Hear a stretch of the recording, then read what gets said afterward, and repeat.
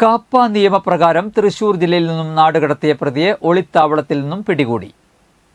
Aloor station rowdy ലിസ്റ്റിലുള്ളയാളും മാനാട്ടുകുന്ന് സ്വദേശിയുമായ മുറി രതീഷ് എന്ന 42 വയസ്സുള്ള രതീഷിനെയാണ് റൂറൽ SP നവനീത് ശർമ്മയുടെ നിർദ്ദേശപ്രകാരം Irinjalakuda DYSP KG Suresh, Aloor inspector KM Bineesh എന്നിവർ ചേർന്ന് അറസ്റ്റ് ചെയ്തത്. നിരവധി ക്രിമിനൽ കേസുകളിൽ പ്രതിയായ ഇയാളെ റൂറൽ SPയുടെ റിപ്പോർട്ടിനെ തുടർന്ന് തൃശൂർ റേഞ്ച് DIG 6 മാസത്തേക്ക് ജില്ലയിൽ നിന്ന് നാടുകടത്തി ഉത്തരവിറക്കിയിരുന്നു. ഇത്തരം ആളുകൾ ജില്ലയിൽ പ്രവേശിക്കുന്നത് നിരീക്ഷിച്ചു നടത്തിയ അന്വേഷണത്തിലാണ് രതീഷ് അറസ്റ്റിലായത്. വരന്തരപ്പള്ളി കാരികുളത്താണ് ഇയാൾ ഒളിവിൽ താമസിച്ചു വന്നിരുന്നത്. ഞായറാഴ്ച രാത്രിയാണ് ഇയാളെ പിടികൂടിയത്.